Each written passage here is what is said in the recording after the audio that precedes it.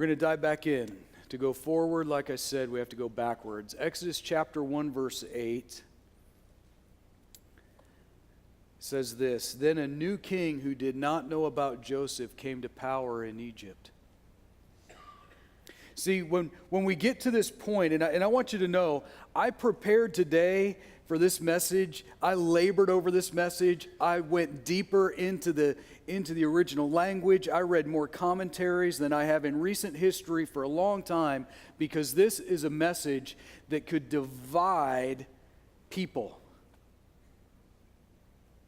This is a message that really it hits against different theological doctrines that for centuries have separated the bride of Christ. And it all has to do with the heart.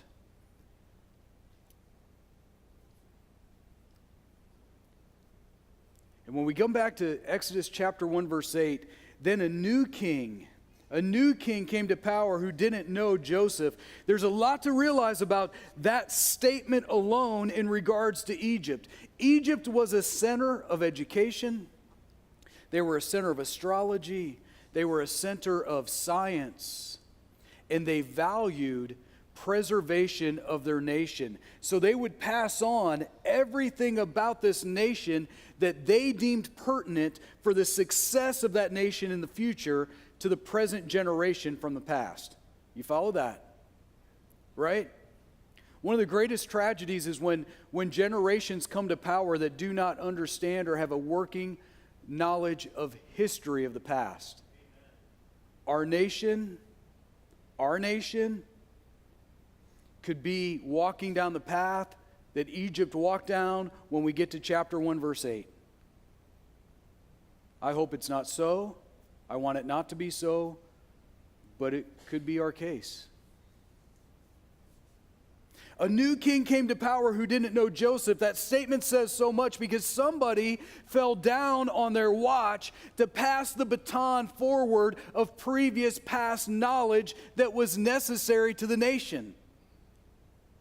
Because, see, that statement tells us that God did something really unique in Egypt to save them during a time of famine. God did this incredible act of kindness, this incredible display of generosity, this incredible display of provision when so many other places were being devastated, because God was going to make good on His promise to take care of Israel. So Egypt became the vehicle of blessing for the preservation of covenant, because remember, God is creator, God is king, God is covenant keeper, right? So God's going to keep His covenant, and so God does this incredible thing for Egypt, and for a few generations, they were grateful. They were grateful because, see, they saw the incredible power of Yahweh, which was so much bigger than all their other pantheistic views of God. The Nile River God. We'll talk more about those next week. The plagues are attached to gods. So God begins to strip away the security of Egypt through the plagues. We'll touch on plagues today, but we'll dive into them a little deeper next week. So somebody fell down on their watch, and the first data point I hope we'll remember is this: don't let the next generation be unaware.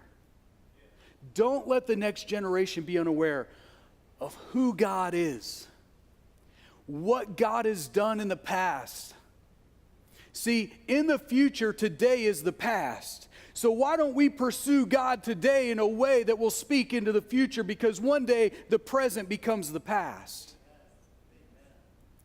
What God proclaims and promises for the future, don't let the next generation be unaware, because verse 8 of chapter 1 is devastating in its reality to what unfolds in the story. So we know that the Israelites are living under oppression because this king, this Pharaoh who didn't know Joseph and didn't know his God,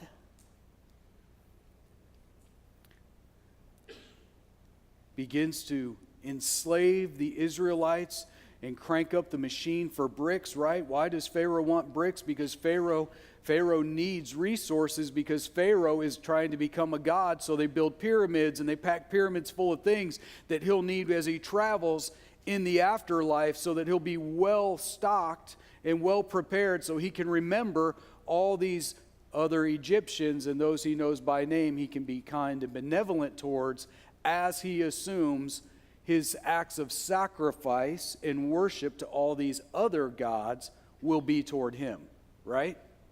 So that's why. So he oppresses Israel to make all these bricks, and he's really fired up about the bricks. And then God begins to say, the oppression's so bad, I'm going to send you back, Moses.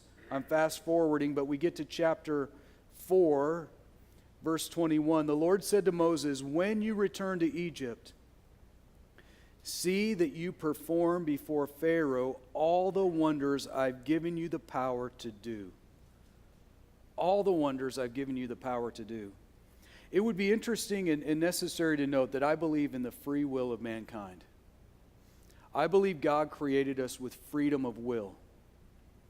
As I've studied, as I've read, as I went into this week, to the best of my ability, trying to be unbiased so that I could be convinced again or unconvinced. Does that make sense? Because I want to rightly divide the word of truth in its accuracy for you. So my investigation came to a conclusion, and I think yours should too. Every investigation should come to a conclusion. So if you're still investigating, I hope you arrive at a point of conclusion. I believe God created us with freedom of will. Matter of fact, the fall of Satan and angels tells me a lot about freedom of will. It tells me angels have freedom of will.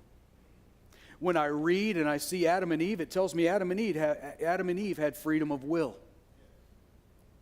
Look, the long march, and there's things I don't know about the Bible. There's a lot that I don't know, and you don't know, and nobody knows, and God's still sovereign, and God does what God will do because He's God, and He's the creator, and He's the king, and I'm not the creator, and I'm not the king.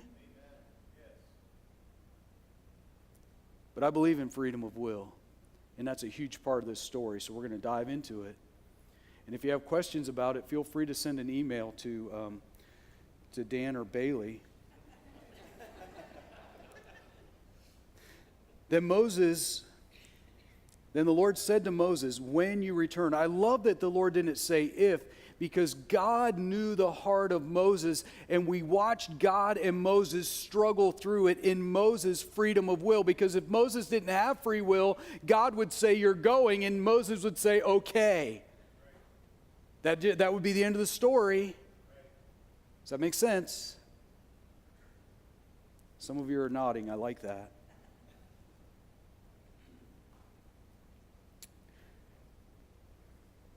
Perform before Pharaoh all the wonders I've given you the power to do, but I will harden his heart so that he will not let the people go. When we read that at first blush, it's almost as if we become sympathetic for Pharaoh, isn't it? But there's a really critical place here that I want to draw your attention, and it's the two words, I will. God does not say, I have. Does that make sense?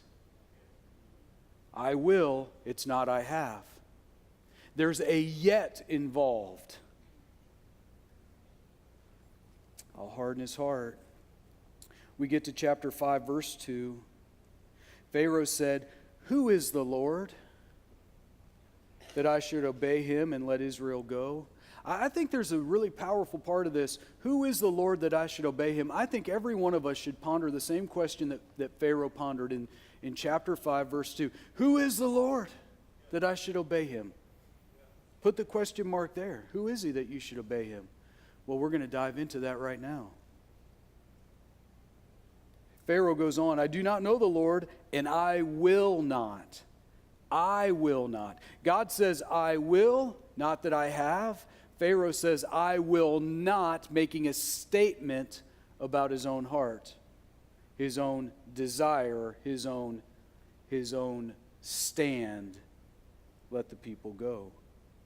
And then we see, as Pharaoh continues, Pharaoh keeps moving in this mindset. He says to the foreman, I'm tired of this.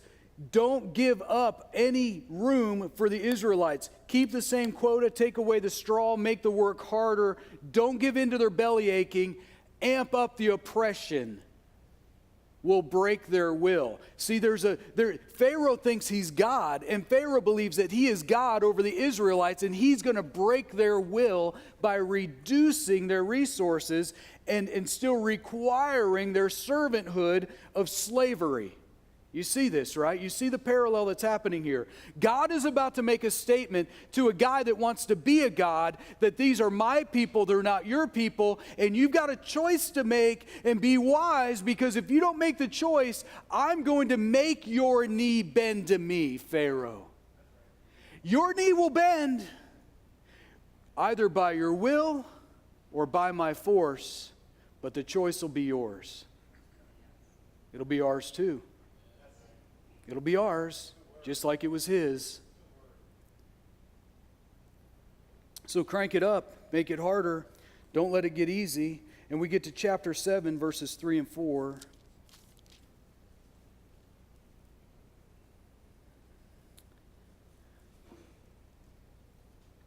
Then the Lord said to Moses, see, I'm starting back at verse 1. I've made you like God to Pharaoh, and your brother Aaron will be your prophet. You're to say everything I command you, and your brother Aaron is to tell Pharaoh to let the Israelites go out of this country. But I will, again, not I have, I will. That's important. I will harden Pharaoh's heart. And though I multiply my miraculous signs and wonders in Egypt, he'll not listen to you. He's not going to listen. The second data point that I want you to hang on to is this. God instigates and God initiates. God instigates and God initiates circumstances, but the choice is ours. It's our choice. It's still our choice. I think it's interesting and necessary to note in the narrative, as it has to do between God and Pharaoh, there are 10 instances where Pharaoh hardens his own heart. There are 10 instances where Pharaoh, it says, hardened his own heart. And there are 10 references to God hardening Pharaoh's heart. We've looked at the first two. Saying, I will and I will, not that I have. But Pharaoh had, because see, the heart of Pharaoh was already hard before the story even began. Right? And I can't help but wonder, maybe it's a good time to pause and ask, what's the condition of our heart? Because everybody has a heart condition. We all have a heart condition. It's either a hard heart or it's a soft heart. It's either a cultural heart or it's a kingdom heart. Right? We all have a heart condition. Pharaoh's was hard and it was cultural. It wasn't soft and it wasn't kingdom. Not kingdom of God, at least. So we get to this place where we see that God is saying, I will. 10 times in the story, it's Pharaoh's heart. All the way up to this point, Pharaoh's the one who's hardened his heart, and it takes all the first 5 plagues until we get to the 6th plague, the plague of boils, that God finally steps in and says, okay, I've had enough. I'm hardening your heart. Because see, when it finally came to afflicting them in a physical way that's manifest on their body, not flies, not gnats, on their body, then God says, okay, I'm not pulling back now. We're in this deep. I'll win this thing, and I'll win it on my terms. Why? Because he's creator, and because he's king, and because he's covenant keeper. He gets to make the rules when he comes to the place that I'm finished fooling around with your stubborn pride. Right? And God gets there. And by the way, he'll get there with anybody. In the pursuit of love, God will draw a line that is really, really firm. Parents, have you ever drawn a line where it's had to be firm? Anybody else? You know, I'm 47 years old. For 20 of those years, I've been a father. So I've been alive some 17,458 days. I've been a father for 7,469 of those days. I did the math this morning.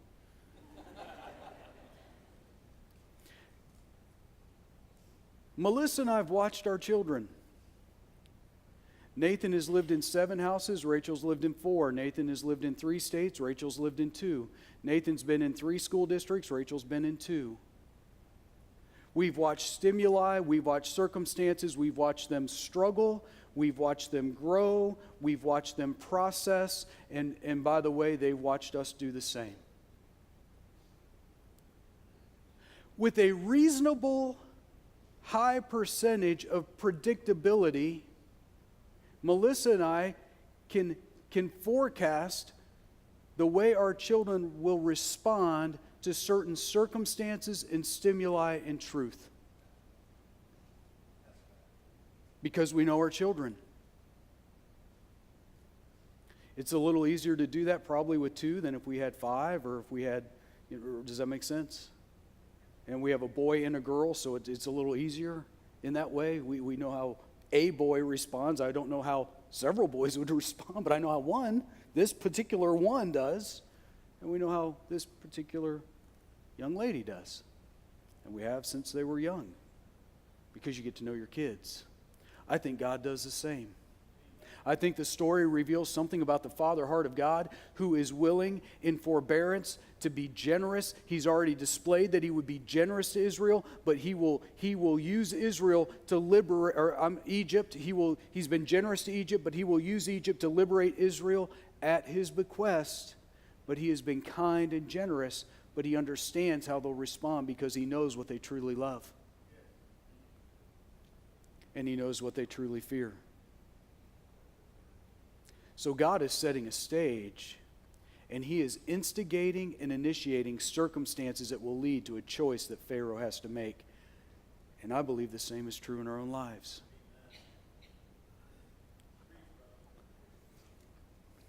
When you jump down to chapter 7, verse 8, we start seeing, then the Lord said to Moses and Aaron, when Pharaoh says to you, perform a miracle, then say to Aaron, take your staff, throw it down before Pharaoh, and it will become a snake. And you guys remember when Dan was preaching about that, and he shared a little bit, and Aaron throws down his staff, and it becomes a snake. And the magicians of Egypt threw down their staffs, and they became snakes. And so Pharaoh's not impressed, but the staff of Aaron ate the other snakes. Because why? God is creator, his enemy is a counterfeiter. God is always a creator, and the enemy is always a counterfeiter. And that's data point number 3. Don't forget, God creates, enemies counterfeit. Amen.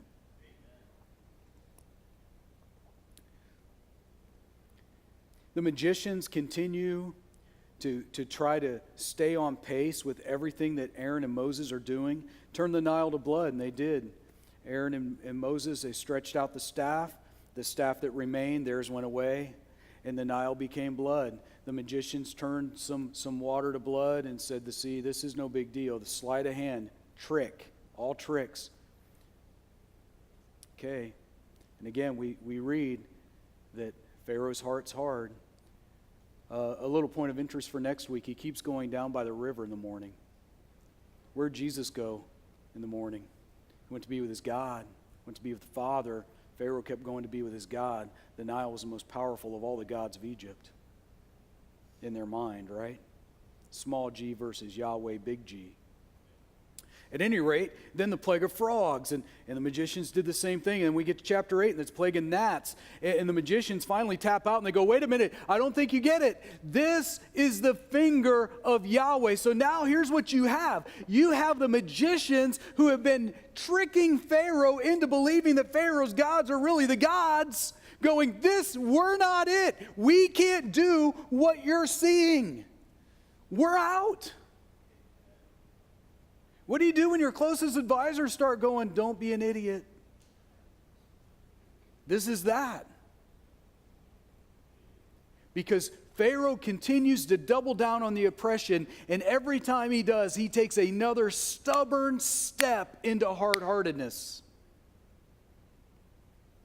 And as he takes it, it becomes perilous for the entire nation, because the entire nation of Egypt is going to be affected by the stubbornness of that leader. A hard-hearted leader is a dangerous person of influence over a nation.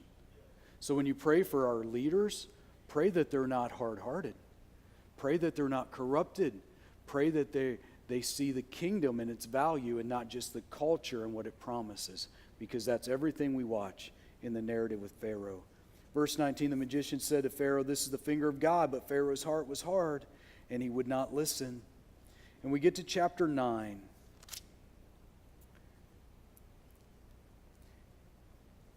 And we see chapter 9 it's a plague of the livestock. The livestock begin to be affected.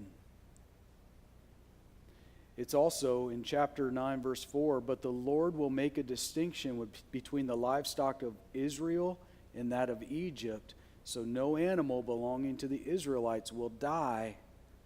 God's now saying, listen, everything, the flies that bit, that bothered everybody. The gnats that were pesky, that bothered everybody. The frogs that showed up, that was inconvenient for everybody. Everybody had to smell them when they were dead.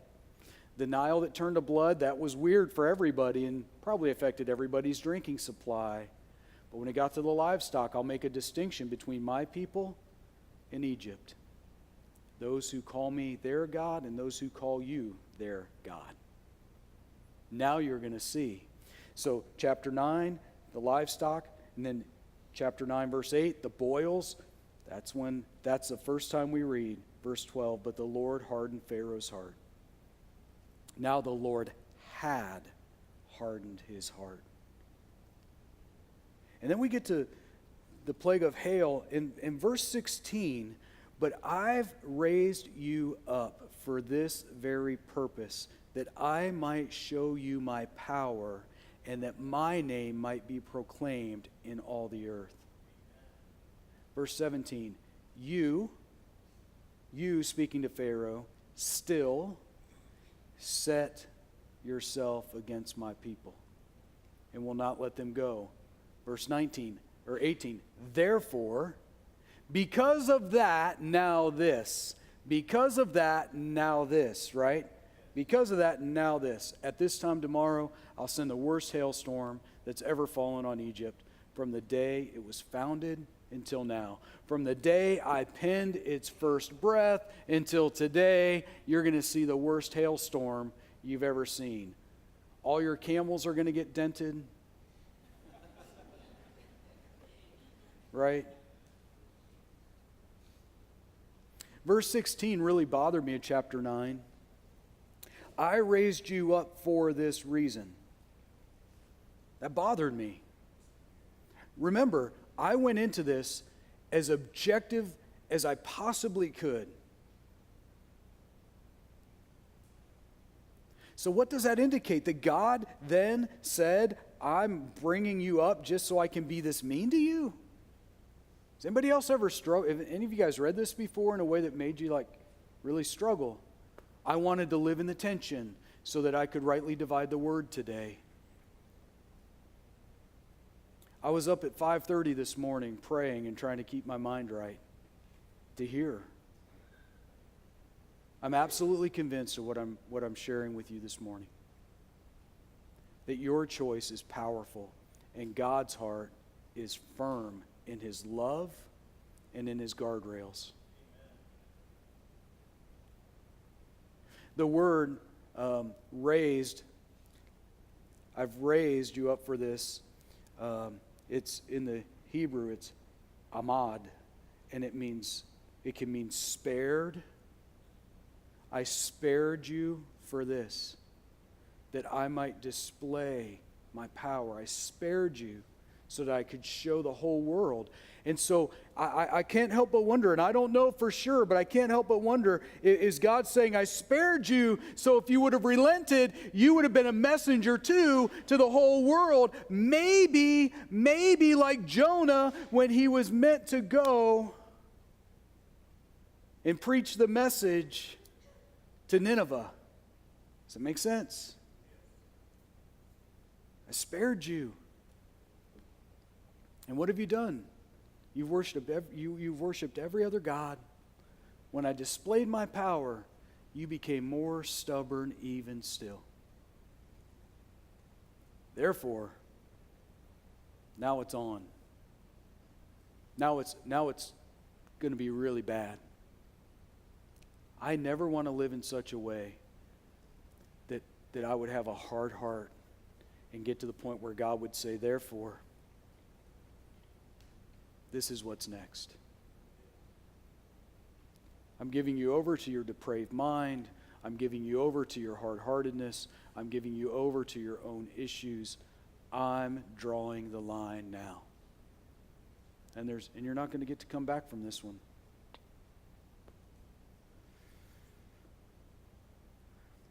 How are you guys? Good?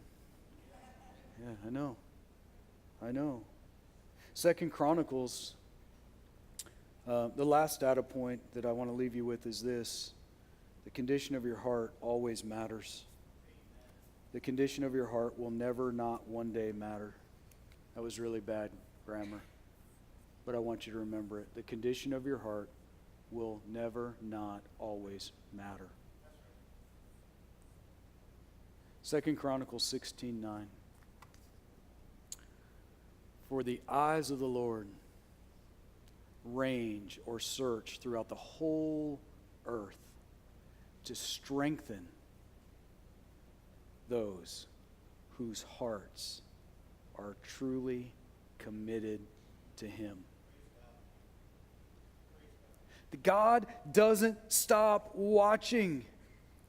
And read the rest of 2 Chronicles 16. Go on in that verse. It's a little like, therefore. There's a big warning about what's happening next. God's watching, and God knows your heart, and God understands your personality, because see, God made you. God doesn't make mistakes. God knows you. God wants good for you. God is a loving God, and when we march through the consistency of the Old Testament, and we see it pair perfectly in the New Testament, and we watch Jesus usher in the context of the concept of the law that God's heart is love. God's heart is love. God is for you, for God so loved the world that He gave. He didn't just start giving with Jesus. God had been giving, and God had been giving, and God had been giving. God gave relief to Egypt during this incredible famine. God had been giving love, and it's out of love that He created, and it's out of love that He wants a relationship. God's heart is for love. The counterfeiter's heart is for hate. The question is, what do we do with the love of God, and what is our choice? And the real question is this: who is the Lord that I should obey Him? Who is the Lord that I should obey Him?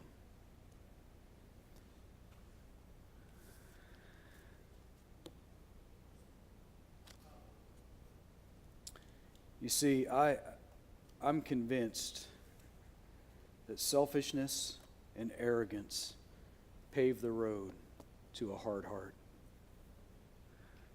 Selfishness and arrogance pave the road to a hard heart. Selfishness, Pharaoh was super selfish. Arrogance, he was very arrogant, and he came from a long line of arrogant people. Pave the road to a hard heart. And a hard heart will be given over to its depravity in time.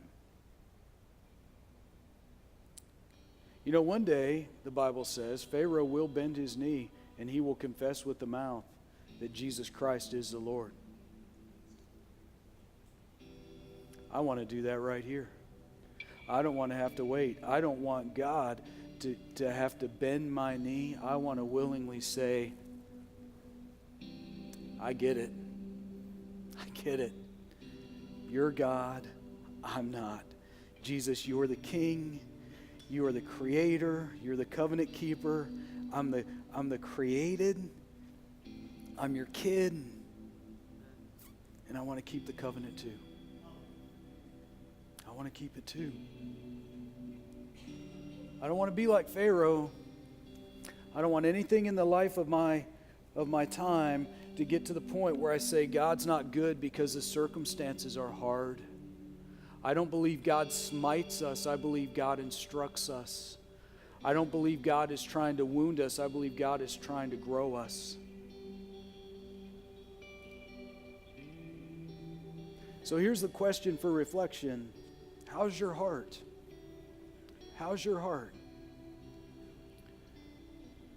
Yesterday, my siblings and our family, we all got together, and most of our kids were there, and a lot of my great nieces and nephews. I'm the youngest of 5. And it's the first time we were all in one place, the 5 kids, since my mom passed away 3 years ago this month. And we have a lot of fun when we get together. I mean, we act like goofballs, and it's kind of nice. My oldest sister, she's hilarious, and she's so kind, and she loves well. And she's got a life story that's been unique. Those who have been forgiven much can be grateful for much, right? And that seems to follow a chain in my family. And but my sister, she is really regimented and stubborn in some really funny ways. Like, she only drinks Pepsi. I don't know if she's had a taste of water in 15 years. She won't drink milk. She'll eat no vegetables whatsoever, none.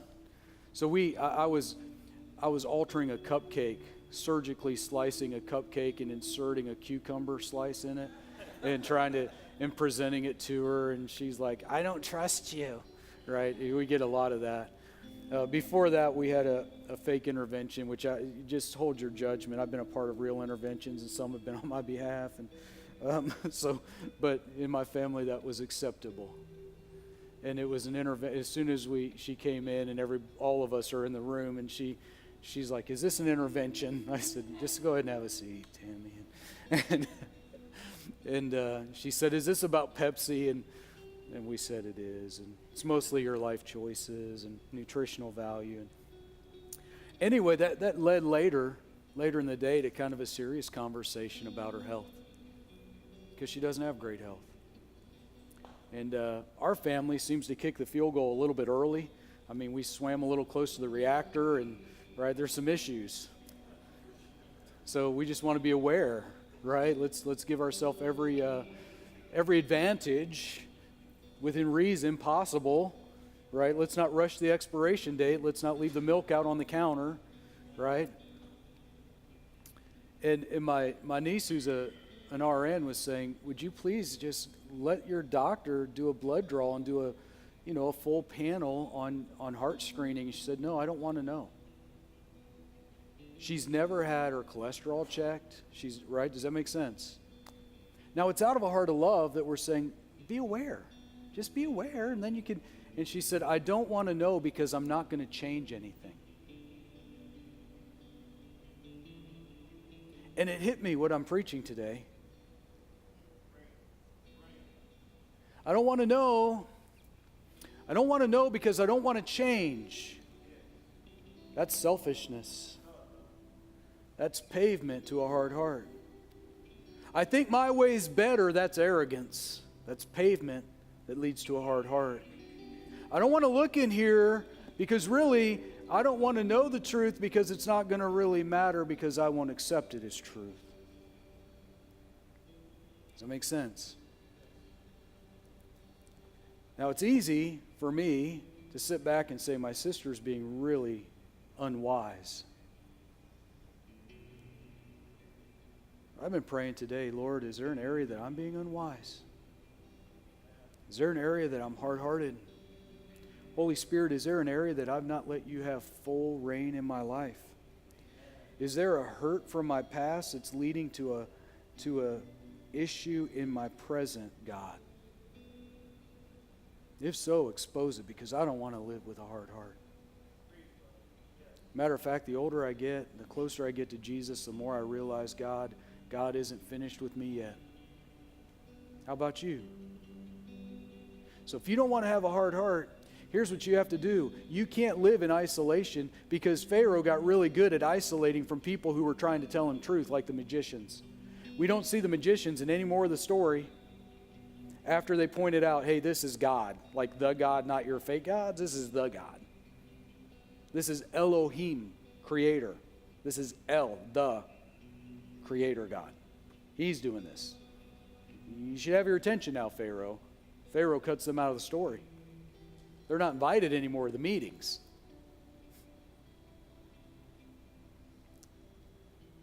Don't isolate. When we isolate, we try to insulate ourselves from all things that are meant to soften us. So here's the action step for your life. If you want to grow and maintain a soft heart, a kingdom heart, a consciousness about the King who is a creator, who keeps his covenants, get in a life group. Today, go to the table, sign up, get in a life group. If you want to help other people maintain a heart that is for Jesus, moldable, pliable in the kingdom, and you are able and you have enough understanding about the kingdom, help lead a life group. Because, see, we live in a culture that needs to know our King, and you're not just going to get to know the King by showing up once a week on Sunday morning. We're meant to be a body. The church is bigger than the building. It's a family. It's not a building. It's a family. Let's all check each other's hearts as the Lord leads us to check our own. Amen? Awesome. Let's sing this together, and let's make it a proclamation. If you need to pray, pray. You need to walk across the room and forgive somebody, do it. We're a family. You need to laugh with somebody, laugh. You need to let God peel the onion, let him do it.